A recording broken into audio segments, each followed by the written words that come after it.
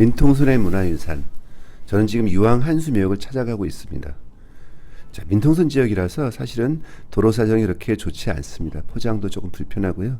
그래서 좀 차가 많이 흔들리기도 하고, 그리고 뭐 평상시 우리가 보기 어려운 간판들이 보이기도 합니다.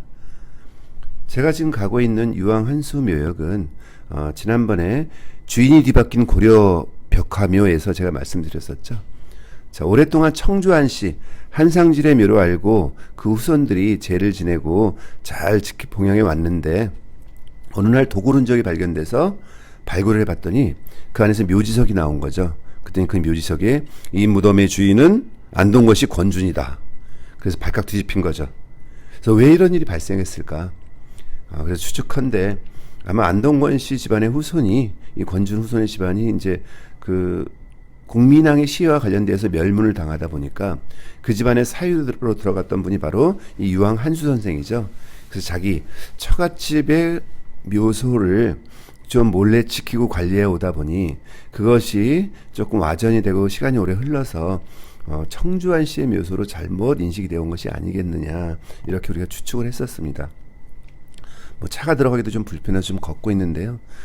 그늘은 아직도 눈이 녹지 않았습니다. 이날 날씨가 이제 영하 15도였죠.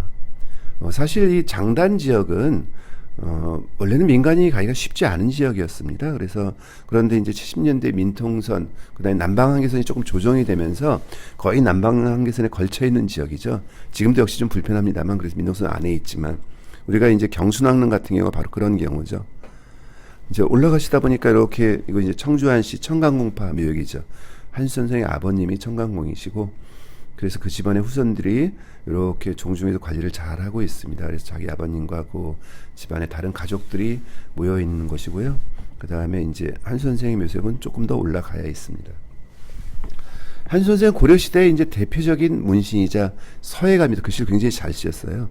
그래서 많은 비가 있는데요. 특히 뭐 공민왕의 부인인 노국대장 공주의 묘비도 있고, 그리고 우리 저 회암사의 지공대사비, 저 멀리 이제 신도비가 보이고 있습니다.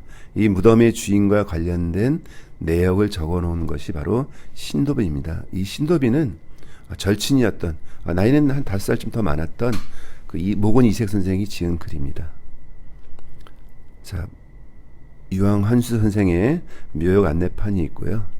유황 선생이 이제 1433년생인데 52세, 1384년에 돌아가셨죠. 먼저 돌아가시고 나중에 부인이 돌아가셔서 현재의 무덤은 분이 2개 있는 이제 쌍분으로 이루어져 있습니다. 1384년, 600년 전이니까 어이쿠, 뭐 거의 600년 전에 고려 시대의 무덤이 어떤 모습이었는지를 우리가 지금 보고 있습니다. 무덤이 이제 아래쪽에서 보시면은 이제 이 무덤이, 여기 이곳이 무덤이 있다는 걸 표시하는 망주석이 있고, 그 다음에 이제 돌입기로 쭉 되어 있는 문인석이 있고, 그 다음에 장명등이 있습니다, 앞쪽에. 그리고 무덤에 묘표가 있고요. 상석도 있고 향로석도 보입니다. 보는 방향에 있는 왼쪽이 바로 유황 한수 선생의 분이죠.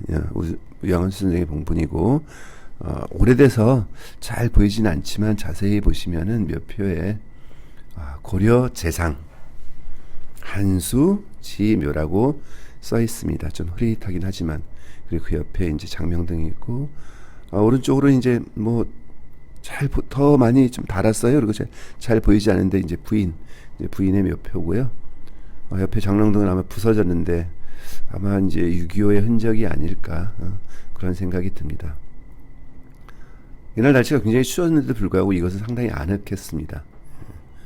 아이고, 이 입기와 이런 것이, 이곳이 얼마나 오랜 세월의 흔적을 안고 있는지를 보여주고 있습니다. 제가 뒤쪽으로 왔는데요. 저 너머가 바로 남방 한계선이에요. 그래서 무덤이 어떻게 자리해 있는지를 이제 보기 위해서 위로 올라왔는데요.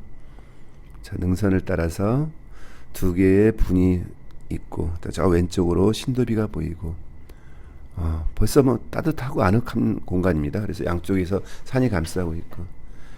자, 고려 시대에는 이렇게 3개의 단으로 이루어서 보통 묘소를 만들었어요. 그래서 아래쪽에는 망주석, 2번째 단에는 장명등과 묘표, 3번째 위에 봉분이 있죠. 요게 이제 조선 시대로 오게 되면은 보통 이제 상하 2단으로 바뀝니다. 그래서 이렇게 3단으로 되어 있는 고려 후기의 고려식 묘제를 좀 볼 수 있는 그런 공부가 되기도 하는 그런 공간이기도 합니다. 오랫동안 지키다 보니까 귀도 좀 다 닫으시고 너무 오래 서 계셨나요? 뭐 좀 힘든 표정으로 성물들이 있습니다. 이 성물들을 알고 있는 거죠. 이 자리에 서 있었기 때문에 그 어떤 세월이 어떤 역사가 이 주변을 스쳐갔는지를 성물은 알고 있는 거죠. 마치 나무들처럼. 네. 자, 그 주변을 보면은 아마 원래 샘이나 우물이 있었던 것 같습니다. 그래서 그 사각에 샘터를 아마 우물처럼 만들어 놨는데요. 그래서 아마 지금도 물이 솟고 있고 그 물이 흘러서 아래로 내려가니 거기에 아마 저 갈대가 있는 쪽은 아마 둔벙이나 연못 같은 게 있을 수도 있죠. 그래서 뭐 배산임수 우리가 이렇게 이야기하듯이 그런 공간이 되기도 합니다. 그리고 이제 이 무덤의 주인이 누군지를 이야기해주는 바로 신도비가 있습니다. 고려재상 운경공 한공 한수의 묘고 그 옆에 부인인 정령택주. 고려시대 이제 관리의 부인을 택주라고 부르기도 했다라고 했으니까 이제 그렇게 되어 있고, 이 신도비의 내용은 이분의 절친이었던 바로 고려 말의 사문인 모곤 이색 선생의 글입니다. 그래서 한상군 이색이 지었다는 글씨가 써 있고요. 재밌습니다. 내용 굉장히. 그 이색 선생이 뭐라고 썼냐면, 내 나이가 17살쯤 됐을 때 자기는 보통 중들하고 어울려서 놀길 좋아했다. 그래서 이제 글짓기를 하고 막 놀고 차도 마시고 했었는데, 이때 한수는 겨우 12살짜리였는데 자기 차례가 왔는데도 아주 잘 글을 지어서 사람들이 모두 깜짝 놀랐답니다. 그래서 이 글짓기 하느라고 나이가 들었던 사람들조차도 아이고 자리를 양보할 정도로 감히 끼어들지 못했다니 아마 천재였다는 얘기죠. 그래서 15살에 과거에 급제를 했는데, 당시에도 이 떨어진 사람들이 15살짜리 급제했다는 걸 보면서 이 사람이 진짜 훌륭한 사람, 원래 재주가 있는 사람이다. 이건 결코 유행이 아니다. 라고 얘기할 정도로 그런 어릴 때부터 천재 소년이었다. 뭐 이런 내용을 이제 적고 있습니다. 예. 그래서 이제 그렇게 시작을 해서 벼슬을 어떻게 살았으며 어떤 과정을 거쳤는지. 그리고 이제 이 한 선생이 고려에 이제 국민왕이 안동으로 피난을 갈 때 그때 이제 호정을 했었는데요.